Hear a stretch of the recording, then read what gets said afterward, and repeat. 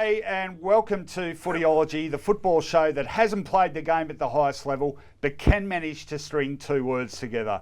I'm Rohan Connolly, with me is my co-host Mark Fine, and together we'll be pulling apart all the Round 9 AFL action, using language which actually means something, simultaneously avoiding the sort of cliches, platitudes, and double negatives that can only come from spending 10 years in the heat of battle with 40 other intellectually challenged former players.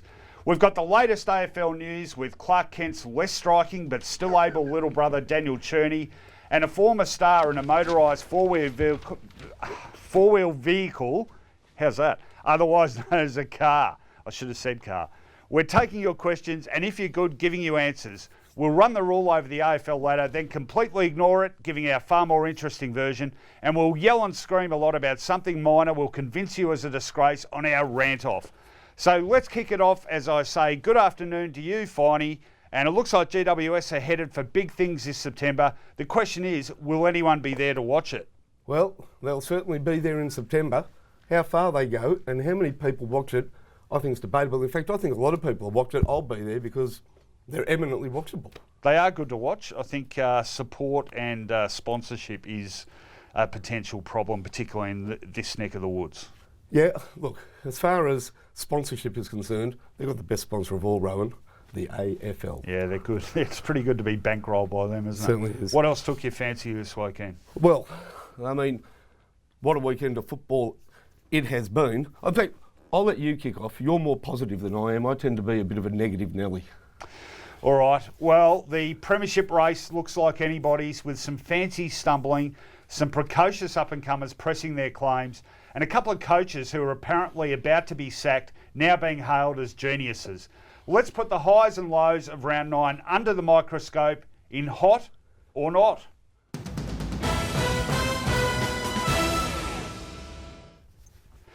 Okay, I'll kick us off, and I'm going to start with a very hot, and it is the deliberate rush behind rule and the belated decision of the umpiring department to crack down on the interpretation. I reckon it's a ripper, Finey. It came in for a reason, and it came in for the start of 2009, and early on the interpretation was tight, and it made play a lot more exciting near goals. And over the years, they've just let it go and go to the point where we're almost back to where we started. So this has been a hobby horse of mine. I'd like to actually claim the credit for this crackdown. Now, here's a good example of one on the weekend. This was much discussed. Lee Spur soccering the ball through. Absolutely a free kick every day of the week, isn't it? Spot on. I mean, what the problem was, we had too much of a disparity between the actual boundary line, which has become red hot, and the goal square and the points. Now there's another, that's the Piers Hanley one. Yeah. That's also red hot. I mean, he's got at least 2 metres between he and Nathan Jones. He can dispose of the ball. You don't get that sanctuary. You shouldn't have it. You don't have it outside the scoring zone. Correct. Why should you have it inside? I mean, the big question is, do we have a rule of the week? It seemed to become red hot all of a sudden. Yeah, well, I mean, there has been evidence of that actual memo that went around to the club, so I don't know what Roosy's doing. He obviously needs to read his email inbox a bit better. Keep going with the hots or nots. You're on a roll. Okay, well, we're breaking with protocol here, but I'll go with my second one. My not goes to Fremantle. Unbelievable fall from grace this is. From a game short of a grand final to 0-9, looking like wooden spooners. How does it happen? How does it happen? Well, I don't know. Some people now suggesting they're tanking, but they're not actually getting smashed by anyone. And that's the thing. I mean, it's really hard to work out what's going on. But it's just a disgraceful collapse, really, by a side that still has... that side they played on Saturday night still had 14 guys from the preliminary final in it. So I don't know what's going on over there, but they are definitely not hot. Do you want me to keep going? Yeah, look, just on Fremantle, the obvious situation is when Nat Fyfe fell over, it's as though the balloon was pricked, and you only need to give the suggestion as a coach or a football club that you're in the R word, rebuild, and the different focus, players are differently inclined and they become easy beats. If not easy beats, they become eminently beatable. All right, well, let's finish off whilst I'm on a roll. I will do my last one, and it is also a hot, and it goes to Robbie Tarrant. North Melbourne key defender who was absolutely sensational against Carlton on Saturday night. Now, I'm singling him out because if there's been one reservation about the Roos, it's been their defence. Now, Scott Thompson's been the man who holds the fort there in a key position sense. But this is the guy who can offer him the support he needs and allow Thompson to do the rebounding that he does so well. I think without a guy like Tarrant standing up, they will eventually be overwhelmed by other really good sides key forwards. I think with Tarrant there and playing well, that could well be the difference between them being able to win a flag and not. So in structural terms, very, very important. And in performance terms, definitely a hot. And I always give extra points for a guy who can do it with a bandaged head too. Always gives it a bit of extra cred. So he's hot. Great call. I mean, that is a great call on this weekend. They're playing Sydney. Without Tarrant, they just don't have the height in the back line, really.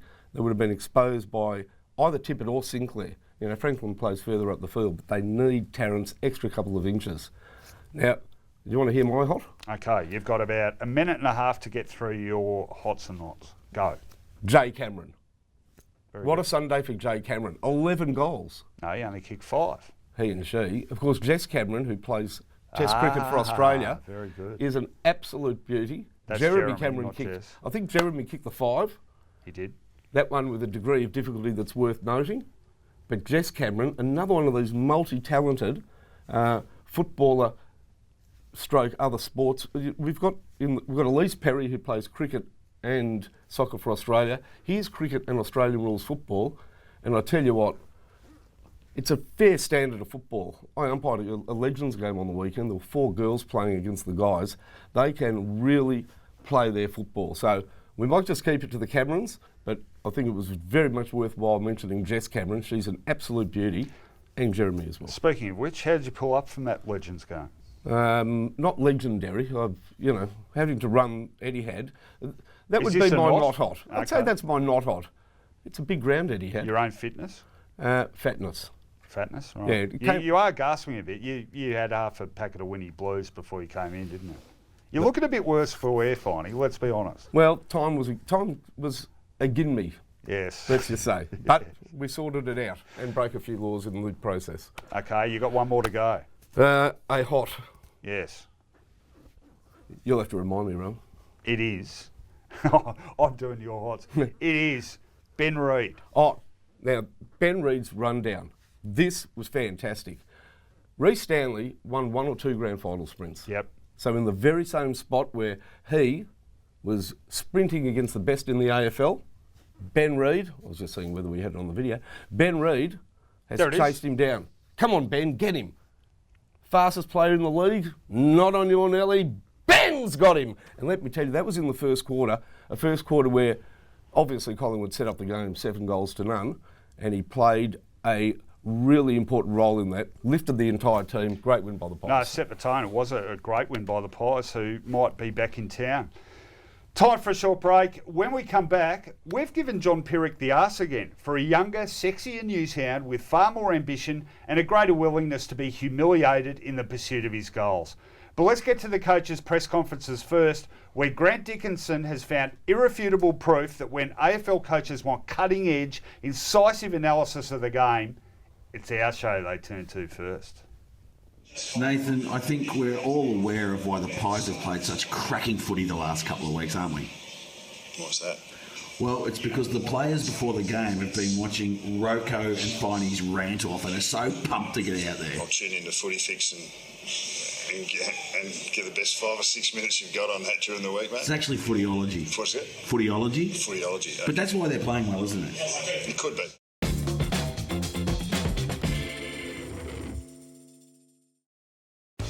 For over 20 years, Channel 31 has been Melbourne and Geelong's destination for local homegrown community television. And now, we're proud to announce the release of our new app, which gives you free and unlimited access to all of your favourite Channel 31 shows. Yeah! Binge watch entire seasons of the best community TV programs in Australia, anytime, anywhere, with new content uploaded daily. Viewable on a wide range of mobile and tablet devices. Head over to c31.org.au and follow the links, or go directly to your favourite app store and download the C31 app today. Get it up here.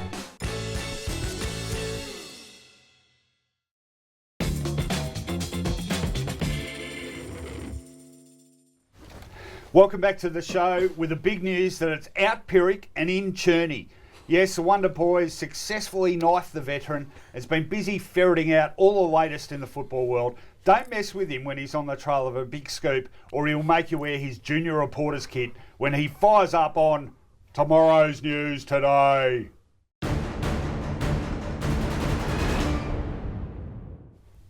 Oh, look at this, Finey. Look at him. Now, how's this, people, for a contrast? We've got Finey, the tats out, the short sleeve polo shirt, and we've got Wonder Boy here with the designer shirt, the jacket, and the pocket handkerchief.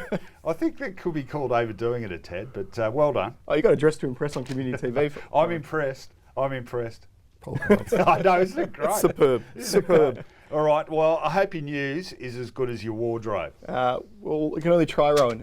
Rohan, an interesting one. I was actually talking to you a bit about this yesterday. Lockie Hansen, the North Melbourne key defender, you were talking about North defenders earlier. Yep. A couple of weeks ago in the VFL, he was injured. He was concussed in an incident involving Williamstown's Cameron Lockwood, who copped a 2-week suspension for an off-the-ball incident. Now, Hansen had actually improved in his condition a little bit after the incident, but has since regressed. And I know North were quite miffed about this. Brad Scott mentioned it in a couple of press conferences. North aren't going to lodge a formal complaint with the AFL, but it's the kind of thing that I think the AFL may well look at. The VFL tribunal system is actually different to the AFL tribunal system, and it does seem to be a bit incongruous. You've got two different systems going on around the state leagues and also the AFL. I saw the incident. It definitely deserved more than 2. 2 weeks, yeah. I mean... Have they still got the old VFA tribunal there? These are probably the guys that only gave, what was his name, Alan Harper, 2 weeks for knocking out Fred Cook. And the boundary umpire. How long's Lockie going to be out for? It's hard to say. I heard he's in a reasonably bad way. Sure. I mean, his condition certainly regressed. Well, they'll see how he goes, but obviously we're seeing with footy these days, it wasn't the first time he's been concussed. Lee Adams, of course, at North had to retire prematurely. Yeah. And you're just seeing clubs being a lot more cautious. We saw it last week with Angus Brayshaw. Obviously, Justin Clark at the Lions had to retire. So it could be one for the long term. I know Cameron Lockwood did actually apologise, sent Lockie a text. Now, I know that's probably, I suppose, the least you can do, but at least it was a positive step in that regard. No, but it needs to be brought into step. I mean, you're talking about the major feeder competition for the AFL, so it's only logical that the same judiciary process applies, I would have thought. Okay, good start. Next. Billy Longer's a player that you know, Finey, being a Yes. Saints man.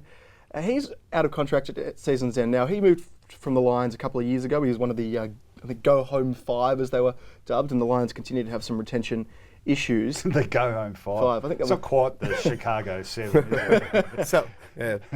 But he's out of contract, and he wants to be the number 1 ruckman at a club, guys. And on the weekend, Jason Holmes, the American, was actually the emergency. He was on standby for Tom Hickey when Hickey was unwell. Hickey ended up getting up. But it's interesting to note that Longer may have fallen behind both of those in the pecking order. Is there another club, do you think, that could be interested in a guy like Billy Longer? Before there's another club for Billy Longer, there's actually another player at St Kilda. A lot of people were really surprised that Holmes got upgraded from the rookie status. Lewis Pearce has been playing particularly well in the VFL, and Sandringham people were shocked that Holmes actually leapfrogged Lewis Pearce. This is a good sign that you're struggling, Finey, because we've got the names Holmes and Longer, and nothing is... No, nothing is... J. Holmes and Longer. What do you want me to say, that he's stiff? Oh, yeah, no, that's good. Okay, So, hang on, I'll put it back to you, Rohan. Yeah. Clubs that might be interested in the former you'd have to Brisbane player. Richmond. Absolutely. Yep. Essendon seem to have a revolving door of, sort of washed up ruckmen. So Gold Coast. Tom Nichols. Yeah, he's struggling, Nichols. Yeah. I'll tell you, Keegan Brooksby owned this thing, so they may well be after him. Yeah, there'd be several in the queue because he's shown he's got plenty of talent. That's interesting with Richmond because Ivan Maric obviously has had his injury troubles. I think he is getting back to close to full fitness, but his contract expires at season's end. One of the few Richmond players who are like that. Next. The next player is Lewis Taylor. Now, he was the Rising Star winner 2 years ago. He's had a few off-field troubles since then, or most notably one back in his... the Junkyard Dog. The Junkyard Dog, exactly right. He is out of contract, and apparently there's a bit of a stalemate between him and the Lions. He's demanding a bit too much money, and I don't think the Lions are necessarily that keen to keep him. Really? I don't think they're going to... Well, I don't think they're willing to overpay for a guy like Lewis Taylor, who Hasn't really come on since that first season. I thought he was a bit lucky to win the Rising Star Award when Marcus Bontempelli won it. Yeah. It was second. David King had a few interesting moments there. Hey, interesting, isn't it? That'd make sort of 2 Rising Star winners who subsequently underperformed for him, wouldn't it? Didn't Daniel Rich win the Rising Star? Yes, he did. Yeah, he's an interesting player, Rich. I mean, he's had his injury worries too. But I was thinking of Reece Palmer, who of course won the Rising Star at Freo and then went off to the Giants, and has actually been one of the great survivors really on that Giants list. Yeah. Is there a club that you think could do with a player like Lewis Taylor? Just throwing it to you. Richmond again. Yeah, Richmond. Just throw them all to the Tigers. Richmond corner the market in players from other clubs, don't they? A small sort of forward, smartish player. He's quick, isn't he? He's quick enough. Yeah. Look, there's most clubs I think would have a look at him. I mean, he's proved he can play. And Essendon would like a couple of signings. Seriously, I mean, from other clubs. Retention is great of the. Yeah. Now, hang on. If it's the Brisbane 5, it's the what 12? The dirty dozen. The dirty dozen.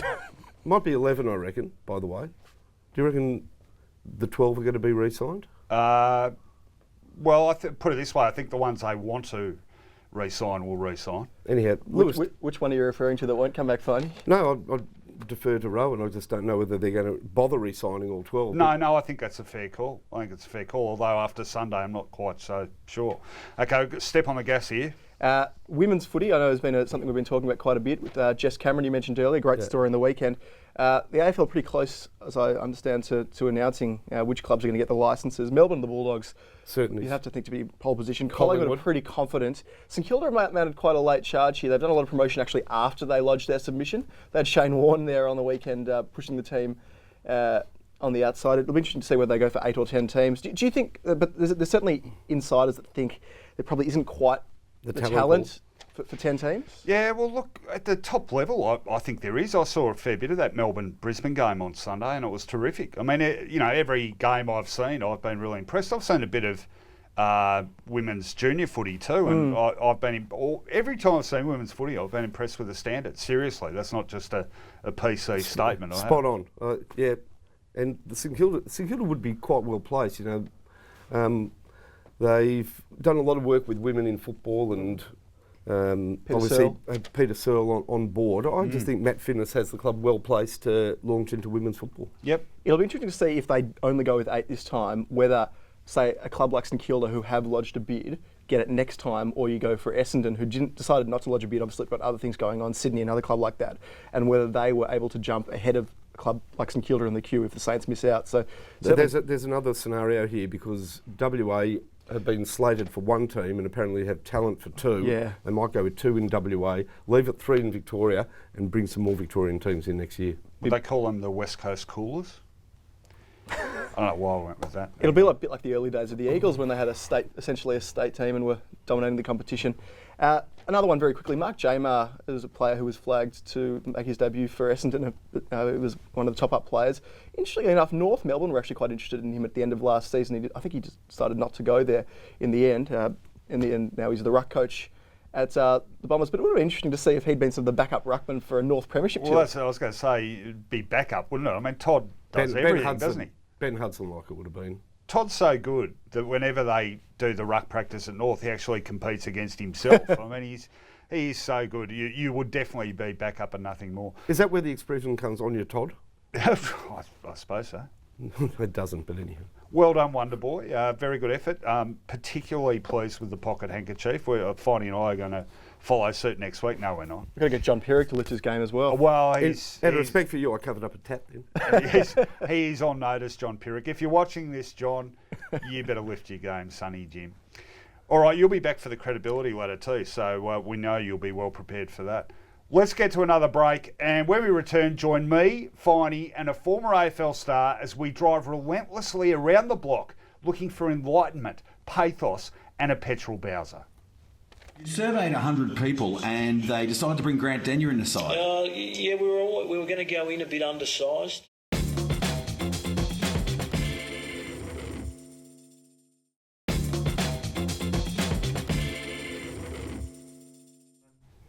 Welcome back to Footyology, and today we catch up with a former Demon and current media star who's not afraid to call a spade a shovel, but might get a little mixed up and call it a pitchfork instead. Start your engines, it's Stars in Cars.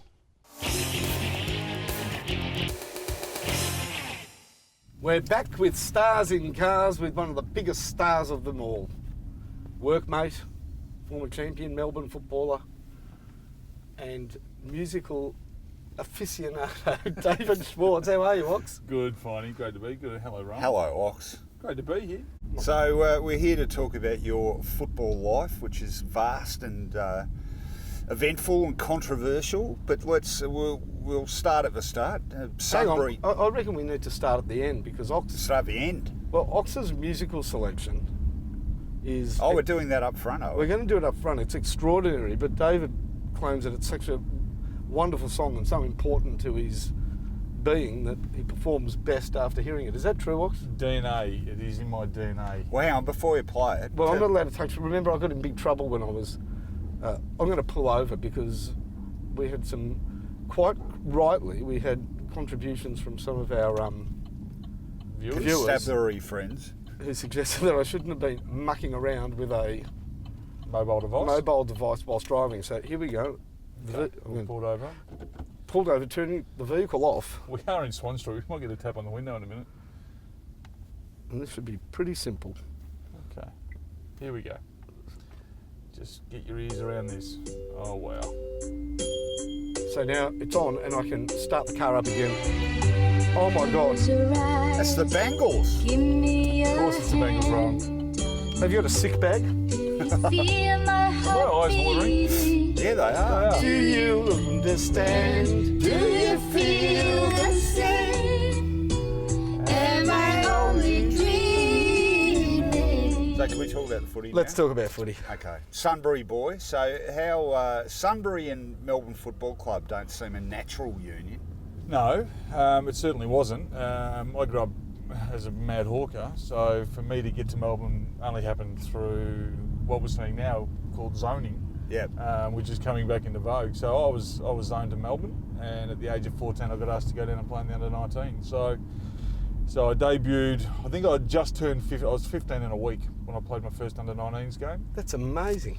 and then played against the Bulldogs out at Whitten Oval, and then my second game played against the Bombers at the Junction Oval, and for the Bombers at that stage was Dean Lupson, who was also from Sunbury, and he terrorised me for the day. So. And at the age of 15, when you're 15 up against 19-year-olds, it was quite daunting. But I got my first votes in my second game and didn't look back. So what year was that? 86. Okay. So who? Any other? Sorry, 87 it was. 87. Any other people in the Melbourne thirds that kicked onto anything? Yeah. Well, so when I came through, there was Stephen Tingay, John Ahern, Lukey Beveridge. So there was some really good players. Paul Opp, David Neitson, all those players. So no, we had a good splattering of talent coming through when I came through. They actually recruited quite well. We're big from Tassie, so we had the Phoebe boys and so forth, and had a lot of kids, Chris, and also from Shepparton area. So we had the Rod Grinners, and well before us, Rod Grinners, Chris Farrell, Gary. Stinger, John Ahern, so we had a lot of people coming out of that area. So your timing was very good too, because 87, of course, Melbourne made the finals for the first time in 23 years. Yeah, it was. And being a Hawthorn supporter, living in Sunbury, I couldn't go to the Geelong Hawthorn game in that last year, where Dunstall kicked 3 goals in the last 3 minutes to get Hawthorn the win over Geelong, and Melbourne had to beat the Bulldogs. So I went down to the Melbourne Bulldogs game because of that affiliation and got to see an unbelievable range of emotions from Melbourne winning and then having to wait and then sitting on the train going back to Spencer Street to hear that Dunstall had just kicked the goal and Hawthorn had won, which put Melbourne into the finals. It was bloody amazing, and that was when Gary Lyon broke his leg, and a lot of history back at that time. I've never seen that footage. No, you got to have a look at it. It's pretty dramatic. And that was Tulip. That was Robbie Flowers. That was his last year. Great chance to play finals football at the end of that career. And it was funny because 2 years later he was then my skills coach. Yeah. And when you're dealing with a bloke like Robbie Flower, you're dealing with an individual that was just so good, yet so humble. And I have no doubt that the 2 years that he spent on me and my skill development, I went from a pretty average sort of kick, and my marking was always okay, but my hands and my kicking went to levels that I never thought possible on the back of what Robbie was being able to show me. So Give us an example. Like, what are some of the sort of practical tips he passed on? So basically, his philosophy was the more you touch it, the more you're familiar with the way the ball lands and bounces and so forth. So he said, just have a ball in your hand no matter what. So if you're at training and there's only 4 footies, when you go to a break, make sure you have the ball in your hands. Just be touching it and feeling it more than anyone else. Yeah. He said, with your kicking, experiment with what the ball can do. So don't just kick drop punts and don't just kick draw torpedoes, but kick drop kicks, kick inside out torpedoes, kick inside out bananas, kick all the different types of kicks, because sometimes you'll develop a feeling on your foot that you wouldn't normally get by just being methodical and doing the same things. And he said, you've just got to be repetitive. You've got to don't just think that 100 kicks is going to do it. It's 100 kicks a day. It's 1,000 kicks a day. Just keep on using and keep on experimenting and push yourself. So we'd start off and be kicking 3 metres apart, just barreling it in. In the end, we'd be kicking it that hard, your leg would be almost dropping off, just to test how good your hands would be. But by testing your hands, you're also testing your legs. So yeah, my skill improved dramatically on the back of Robbie Flower. Just out of interest, how do you deliberately kick an inside-out torpedo? Exactly right. So they're not hard to do once you learn it. So you hold it like a left foot torpy and kick it off the instep. So you kick it off almost off your ankle. Yeah. They're very, very. Once you learn them, they're easy. And also kicking drop punts to curve right and to curve left, and that's all about ball drop. So one last one. I mean, and I've known you for a decade. I just think you're a cracking bloke. If the mature David Schwarz that's sitting here could have a word to that 15-year-old that was invited down to the Melbourne Football Club and was about to play his first under-19 game against the Bulldogs, if he could say something to him, if he could give him a message from the future, what would that message be? Don't hang around with dickheads.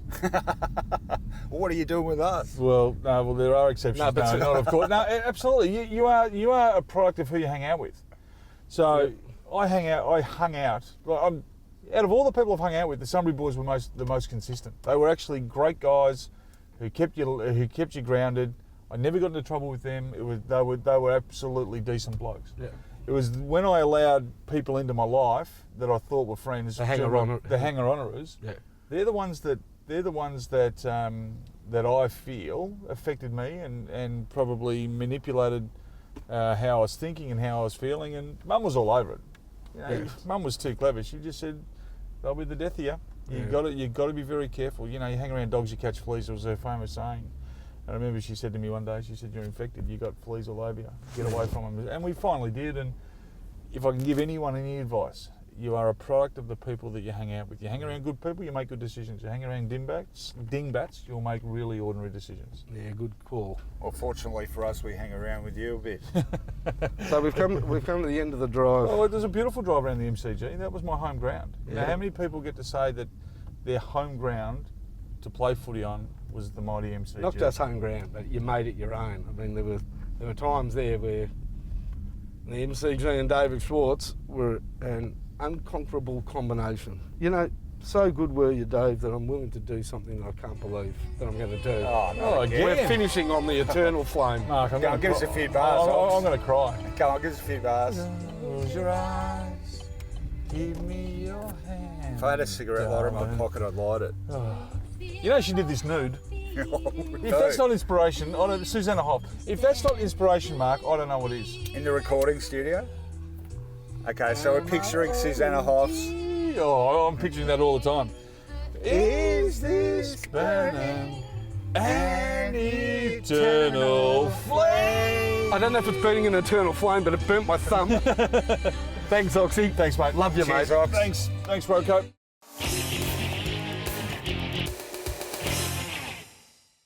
True, you gave up on footy this week and concentrated on Test Lotto for a win? Well, we had 60 entries.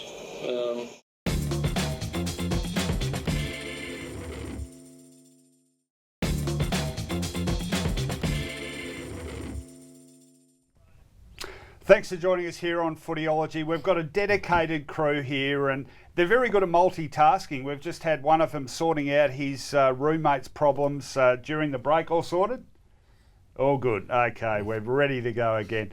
You can join us in the Twitterverse. Send in your best footy questions and maybe your favourite recipe as well. Use the Footyology hashtag and Finey and I will leave no stone unturned to answer them, usually in a lot more than 140 characters. Let's connect again with the football public on keyboard Q&A.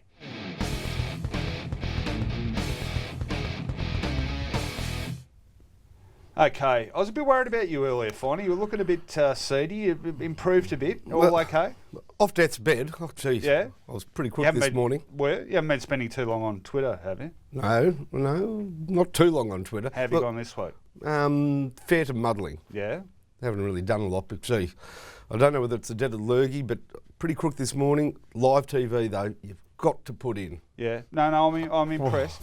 Just don't barf on air and all will be okay. I will hang in there for you, mate. Okay. Well, we've got some tweets flooding in again, as per usual. Now, I'm going to get you to read the names because my eyesight's going and I'll read the tweets. No so worries. who's this from? Selena Ross. Selena, who asks, who is your favourite to win the Rising Star at this stage? Very good question. Waitering for mine. Yeah? Yeah, I mean... How many games have you missed? 3. 2. Look, he didn't have a great game this week, but I just think by the end of the season we'll recognise he's... Have you ever seen a bloke for a key position youngster, maybe since Riewoldt and Koshitsky come in, and that's a bit biased, isn't it, Riewoldt and Koshitsky, come in and really look so comfortable in the position. He looked so comfortable, he started looking like Jamison. I couldn't tell the difference. Yeah, certainly not of that size. It's his decision-making that stands out for me as much as his skill. I mean, he reads a play brilliantly, and some would argue, if you're playing as a loose in defence, it might be a bit easier to do that sometimes. But still, the maturity is the thing that's really struck me. Do you want to win it, though? That's the big question. We were talking about Lewis Taylor earlier on. It's not poison chalice. Correct. Well, I'll throw one in who I think has been not terrific every week, but he's never been less than serviceable. That's Darcy Parish. In a side that's getting beaten every week. I apologise about bias with Riewoldt and Koshitsky? No, mate, he is... Oh, God, Darcy's been okay. Oh, he's been pretty good. He's been better than okay. All allegiances aside, he's been in their best few on ballers virtually every game, maybe one or two. Even Sunday's a good example because he wasn't at his best, and yet if you were compiling Essendon's best players, he still probably would have been in the top half dozen. So by default. I reckon out of those two. Okay, next. It is from... Kaylee and Moore. Who's an egg. Be far more impressed if you actually got a picture of that avatar. Something about eggs on Twitter that disturbs me. They're often trolls and upsets me, but we'll keep going. With the arrival of Bruce, McCartan, Membry trio, Hickey plus Carlisle and Goddard in defence, do the Saints have the best young tools in the AFL? Go on, St Kilda, man. Oh, that's a lot of maybes, ifs, buts and eggs, because Hugh Goddard hasn't made the team this year. I mean, he hasn't been injured, so you can't call him one of the best tools. Membry's had a couple of good games. He looks an improver. Is he a tall? No, he's at... Well, McCartan's a bit the same, isn't it? You do wonder whether they can occupy that sort of number one key defender. McCartan's an interesting story. He'll be an interesting watch. I really like him. He's warming into his task. But he's got some footy now, so he's got some smarts. He's a bit, stature-wise, he's a bit Dunstall-esque, I reckon. Yeah, I mean, I'd like to see just the softer... That worked out all right. Please be Dunstall-esque. Yeah. Not Dale Woodall-esque. Woodall. The other Queensland. Kicked 9 for Collingwood against Richmond 1984. Including one over his head. Yeah. Why do we remember that sort of crap? We can't remember where our car keys are. You can't even remember to wake up on time in the mornings, but we somehow stumble through. I was sick. Okay, you were sick. All right, I'm an unforgiving taskmaster. Okay, next. I can actually read this one. This comes from Brendan. Brendan who? Brendan Park. Just testing you, that's Rings a bell, actually. Have the Pies really turned the corner, or did the Cats believe their own hype? Can't see the Pies making the 8. Well, I've been, in fact, Finey, you'll laugh at this, I was actually misquoted by SEN the other day. We had a discussion on Sunday Football Preview where I said, I think this could be anyone's flag. And I said at Collingwood's best, at their best, it is good enough to mix it with any team going for a flag. Oh, no. I mean, I made the mistake tipping Collingwood for the flag before the year. You're tipping them last week. I know. Well, be careful about pumping them up because that somehow morphed into a story saying, Pies can still win the flag, Connolly. I don't even know why I'm quotable. Where was that story? It was on SEN's Facebook page. You know what paper that would have been in before social media? What? Remember when you went to Ballarat to The Ballarat Salford Courier. Hill? Ballarat, that paper where you got made made. your own one. The stupid stories that were in Well, there. until I had it dragged down, it was still up there long enough to attract about 300 Facebook comments, about 298 of which said, "You're a flog, Connolly, and you're fat." Is that now a Flog. You're a flog, Connolly. Is that a single button now on a computer? Yeah, it might as well be. Flog, the insult of choice. Anyway, back to the question, Brendan. I think their best is good enough, and I think they're recapturing it gradually. But, look, they're going to be playing catch-up. I certainly wouldn't rule them out of top 8 calculations. There's still 2 games out, and they've got a month coming up which will sort them out. Yeah, they probably won't make the 8. That's how I read them. Probably not. But at least they're in the game again. Yeah. Because one or two more losses, it would have been pack your bags and go home early. Apparently, now he's a genius again. Yep. I love the way the football media really sticks to one theme for sort of 5 seconds at a time. Let's get another tweet up and stop talking rubbish. And is that from, you go, I can't read it. Ethan Cush. Ethan Cush, of course. Remember Ethan. Cush, the band? Cush. Jeff Duff? Yeah. He had football song. And Barry for St Kilda. Didn't they do that banana, banana, na na na na na na? And I'll kick you like a football. Slip away. God, we talk some drivel.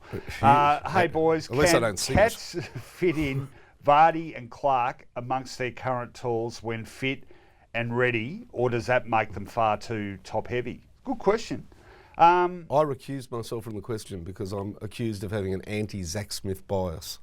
Oh, well, you've got into him a bit. I like the setup of their forward line at the moment. I think Kirsten actually wasn't great on the weekend.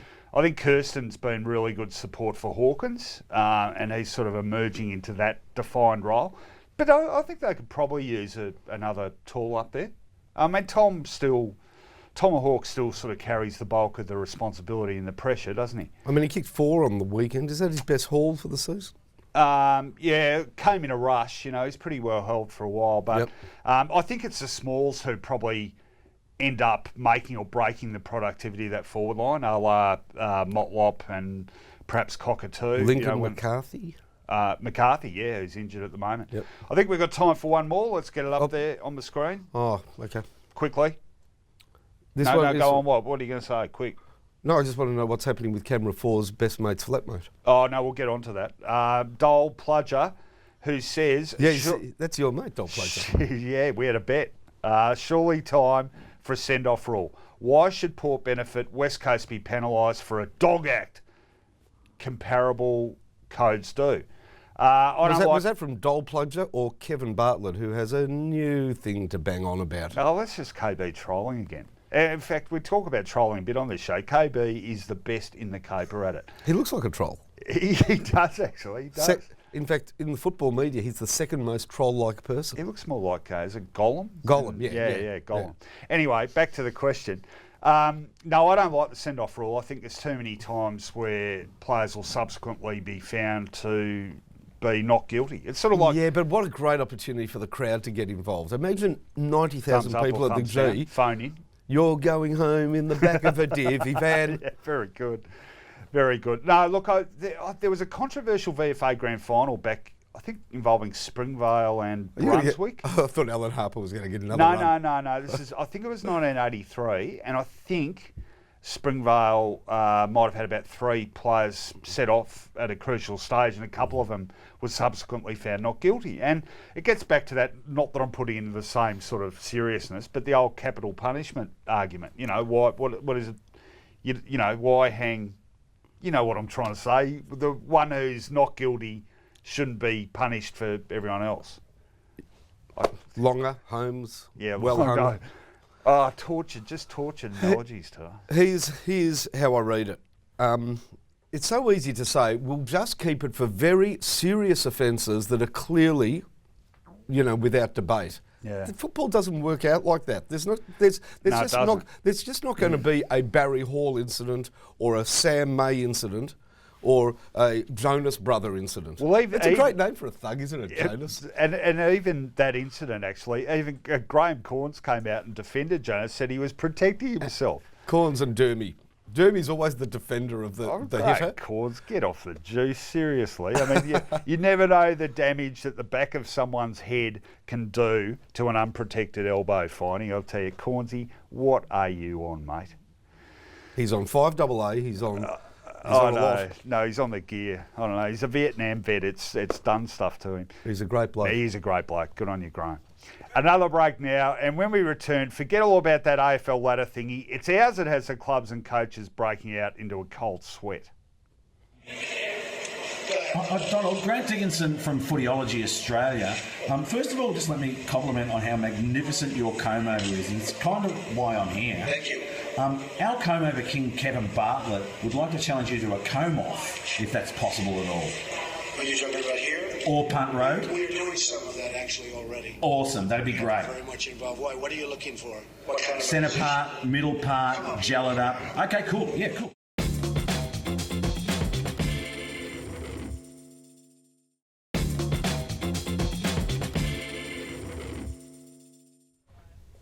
Welcome back. We're just going to do an update on the roommate situation. All okay? Yeah, no, it's cool. No, it's a brother's roommate. So we'll sort that out. Apparently he's just been leaving rubbish everywhere. Hasn't paid his rent in about 3 months. Anyway, credibility, says the dictionary, is the quality of being trusted and believed in. That's why leading football analysts the world over are throwing away their white coats, test tubes and eye-glazing statistics and turning instead to the only measure that really matters, the Footyology credibility ladder. Now, as you know, hey, what happened to the rest of the ladders? There was just one there. We used to have about 4 or 5. Who was up that ladder? We're cutting cost. I didn't even see that. You? That was me. I was up.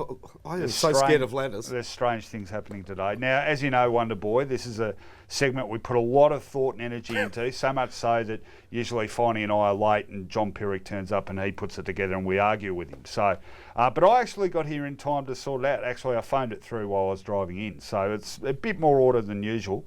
And you can argue with these all you like, but I've gone today top bracket.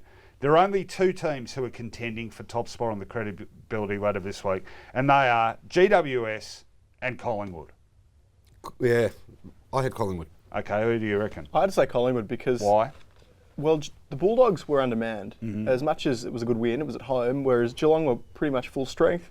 Collingwood themselves still have some injuries, and I think the Giants probably had already proved a fair bit on the field this year, whereas the Pies hadn't. So I would have given it to Collingwood. But well, I've been outvoted, and I take your arguments on board, but I've made an executive decision, and you can both get stuffed, where I'm going with GWS on top because I think they knocked over the Bulldogs, who have made do without those players anyway.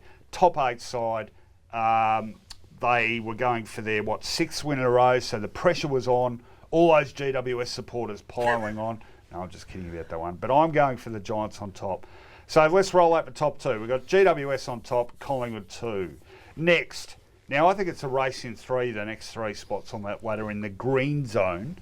And I'm talking about Sydney, I'm talking about West Coast, I'm talking about Richmond. Swans, very workmanlike win over Hawthorn at the MCG where they'd lost the week before. West Coast, finally jag one on the road against Port Adelaide. Important statement made. Richmond, okay, so they beat a previously winless side, but in Perth, difficult conditions, you think that might have brought them back to the field a bit, but got the job done. So how do we rate them, gentlemen? The order you read them out. Sydney beat the triple premier, so they go on top. West Coast, as you said, Rohan, finally won on the road, and Richmond just get held back a touch because Fremantle haven't won a game and might not win one this year. Wonder Boy, we'll give you token input. I would tend to agree with that. Sydney, despite the fact that Hawthorn obviously without Roughhead and keep Hodge. agreeing. You've got big prospects ahead of you if you just continue to agree with everything we say. Okay, let's go to the middle zone of the ladder and we'll zip through it. To be honest, there weren't many credible losers this week. There was no one who lost and made you think, oh, that was a a gallant effort. The gallantry section strangely sort of empty this week, so let's just zip through them. Adelaide beat up on the Gold Coast, but everyone's beating up on Gold Coast these days. At home, away from home, so we give them some points for that. North Melbourne next, got the job done against Carlton. Look, there'd been claims the Roos ease up a bit too much, don't really put the foot to the throat, so give them some points for that one.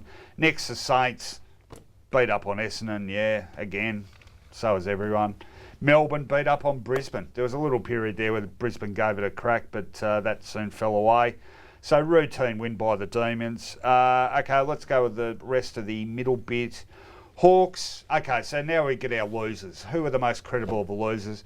I thought that was a pretty reasonable effort from Hawthorn, particularly given the emotional torment of last week with the news about Jared Ruffhead. Yeah, they were 40 points to 4 down, so 6 goals down. Yeah. They really only had a couple of winners, Isaac Smith and Gunston. Their kicking into forward 50 was no good. This is all night.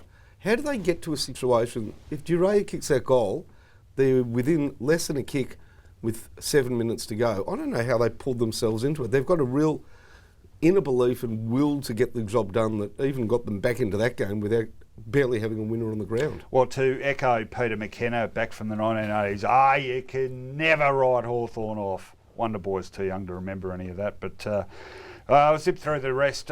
Western Bulldogs, Port Adelaide, Geelong, Fremantle, Carlton next. Okay, so bottom 3. I'm very strong on something here. Let's see your surprise, bottom 3. Surprise, the 2 Queensland sides down there again. And my Bombers, pretty ordinary effort by the Dons. Bottom? Okay, come on, tell us why. Why is he... Look, I know I'm on Worsfold's case a bit. Yeah. We understand. Zaharakis gets a ball in the middle. Goddard can play behind the play. This team lines up exactly the same every week and sort of plays the same every week. A bit of keeping's off for a half, either the first half or the second half. This is a trial season. You're getting your players back next year. We understand. 9 weeks in, we get what you can do and can't do. Shouldn't he be mixing it around a bit more? God, you're boring to watch. Yeah, they are. And I agree. There's a few weird ones going on. Orazio Fantasia should be spending more time in the middle, certainly. And Wonder Boy, I'll give you a chance to repeat that line about Essendon, your tweet. The 4 quarters. Yeah, they backed up 4 quarters in a row, Rowan, between rounds 8 and 9. Unfortunately, they were 8 days apart. They played the 3rd and 4th quarters against North and the 1st and 2nd against St Kilda. Boom, boom, because Essendon supporters aren't sick of having jokes made at their expense all over the last 3 God, they're years. sensitive. I was at the footy watching the game. Yeah. You cannot say a thing. We've been through enough. Give it a break, mate. I just asked a guy to get up so I could get into the aisle I was sitting in. Haven't I been through enough, man? They're the most persecuted group of people they on are. earth. What a chip on their I suppose shoulder. when you've been through the 100 years the Saints have... I haven't. No one's been through 100 years of the Saints. We don't have 120-year-old supporters at the ground. I'm talking about the chip on their shoulder Essendon supporters who, after 3 years of angst, just... Even asking them politely to move is a bridge too far for you people now. Okay, on, you have yours. For your people. Your people, yeah. Interestingly enough... Some of my best friends are your people. I got one word to say to both of you. 16. Of course you would say that. Now, interestingly enough about... What, the highest spot you can finish on the ladder this year? Very good. Interestingly enough, I know people at Essendon are actually finding this a lot easier a year to deal with because there's no expectation. No. They won the game early in the year, so there's that talk of being a winless side, which was something mooted pre-season, isn't going to eventuate. So it's actually, as strange as it seems, it's not such a bad year to beat Essendon. No, I'm as someone who sort of relentlessly dwells on the negative, I've found it strangely soothing, to not, you know what's going to happen before you go into it. It's great. 83, that's my number for you. 83, year of a St Kilda wooden spoon, followed by 84, 85, 86. Years since you've won your last wooden spoon. Yeah, well. 1933. Will they win the wooden spoon this season? Yep. Or will it be free? No, I think they'll win it. Well, let's see. Okay, thanks, Wonder Boy. Oh, so you are fighting for something. Oh, look at it. You couldn't... I thought you didn't care, I'm just man. Until you can turn up on time, I'm just ignoring you. I was here on time. Thanks for your contribution, Wonder Boy. I think Pyrrhich's in the gun, and we'll have some serious discussions. Actually, we might get Pyrrhich to replace him, and we'll work it out from there. Time for our final break now. Mutiny! And when we come back, look out, all football villains. You've got 2 middle-aged men with a slight paunch and a lot of angst to deal with. Played Collingwood today and all your cars got flogged all at once. All at once? Yeah, you reckon did it? We'll work on it. We'll come up with some theories, but none of us will be exactly sure whether we're right or not.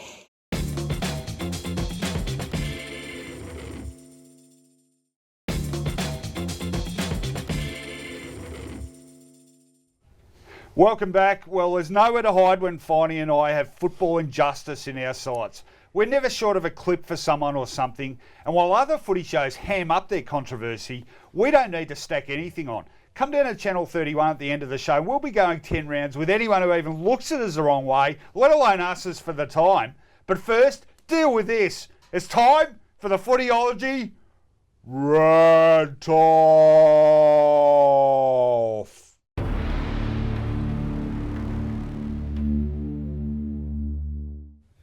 I did it in slow-mo. Do you like that? I'm very close to doing a rant about your intro. Oh, really? Very close. Well, the more you egg me on, the more I just feel compelled to talk like this. You do understand that slow-mos are actually normal speed slowed down? Are they? Yeah, it's not people just sort of running into the wind like that. I thought it used to be back in the early days of TV.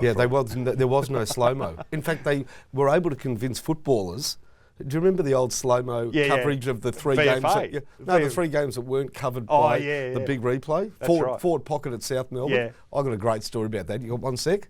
Yeah, quickly. They used to send a cameraman down, obviously from Channel 7. Yep. So I was on the half-forward flank, and one day me and the mates decided we're going to find this guy and make it impossible for him to film that piece of footage. So we waited and we found him. Came into the forward pocket and we just kept standing in front of him and jumping around, and we tuned in the next day, thought there's no way he'd have any footage. I swear it was stock footage of another game. It was just Stevie Hoffman really close up snapping the ball. Well, they used to have the same crowd noise dubbed over it too. And you knew when it was all coming. All right, let's get on with it. We have talked a world record amount of drivel today, so let's continue it. Why do you always call it drivel? I think it's the best part of the show. I want it to be sharp and polished, like Footy Classified, which reminds me, when are you going to apologise, Mark Fine, for something? Never. Okay, I'm going to count you in. Do your rant. 3, 2, 1, rant. Look, I understand that I might have got here a little late today, not for the filming, but certainly for everything else, the pre-game. It's lucky I'm here at all, because I was at Etihad Stadium on Sunday. Alcatraz has got nothing on Etihad. Getting in and out of that joint is nigh on impossible. I decided to go into the bowels of Etihad Stadium. Well, bowels they are indeed. $30 to get in. I would have paid $100 just to get out. In fact, you get in there, you pay $30 to park underneath a football ground, and the first thing you're assaulted with is a sales pitch. Would you like your car washed for $50? Would you like not to get run over for $50? Anyhow, I'm going through the car park, looking in the rearview mirror for police. I finally found a spot. It's impossible to work out where you are. Gate 4 equals entry gate 9, level 3, gate 2, come in this way, go out that way. I couldn't find my car. Well, I couldn't even find how to get into the ground. You could hear it all happening above you. There was something going on there, but it wasn't for me because I was stuck in the bloody car park. I finally got in the lift. I was on B3. I then go past 2 bananas in pyjamas, B2 and B1, and finally get to G. Well, G, it's not easy to get out there, it's not easy to get in, and as far as Etihad Stadium is concerned, I won't be back underneath you in any time soon. $30 for that? No way! Pretty good. I reckon a few people have said I won't be back underneath you, Finey. Underneath me? Yeah. I was the one saying hang on. I get it. Yeah, no, working blue today. All right, count me in quick. 3, 2, 1. I'm pissed off about Fremantle, Finey. The Dockers have had the most spectacular collapse of any top 4 side in history, and somehow Ross Lyon's convinced the football world it's all part of some big master plan. This is a team that was a few goals away from a grand final last year. Now they couldn't beat Patchawallock thirds, and no one's even batting an eyelid. And the reason they're not batting an eyelid is because everyone's eyelids are closed. Yeah, they've fallen asleep watching the most boring act in sport since the live streaming of the 1972 World Chess Championships in Reykjavik, Iceland. Oh, sure, people are suggesting Freo are tanking, but if they're deliberately losing games, is there any danger they could make it interesting? Seriously, Freo were painful enough to watch when they were good. Now they're crap, and they're still a yawn. If your team's going to get thumped every week, at least let them do it in style. Throw some positional changes. Hayden Ballantyne into the ruck. I want to see Matthew Pavlich tagging St Kilda's Jack Stephen this week. Getting that Fife back out there. So he's on one leg. But what about the shock value of having him pretend to be a goalpost? Send Zach Dawson into the opposition coach's box and let him throw his knees and elbows around in there. He might pick up a bit of opposition intel, and he won't be any further away from getting a touch than he usually is. Come on, Ross. Fremantle this year are a disaster movie. The least you could do is skip the crappy subplot and just give us a few decent bloody explosions. Fisher Spassky. Yeah. It actually, chess is always boring though. Okay, I've been told to wrap up quickly. We've got to vote. Hurry. Okay, this week's voting is pretty simple. Just pick up the phone, and when the person at the other end picks up, say Roco or Finey. Dial Roco, Finey, we voted. Jeez, who'd have thought? A phone. That's it for this week. Thanks for joining us again at Footyology. We're on every Tuesday at 12 p.m. on YouTube or 7:30 p.m. on Channel 31. And remember, people, as Rage Against the Machine, Zach De La Rocca put it in Know Your Enemy when he finally ran out of lyrics about the Zapatistas. Fist in your face in the place, and I'll drop a star clearly. Watch Footyology. See you next week. Yo.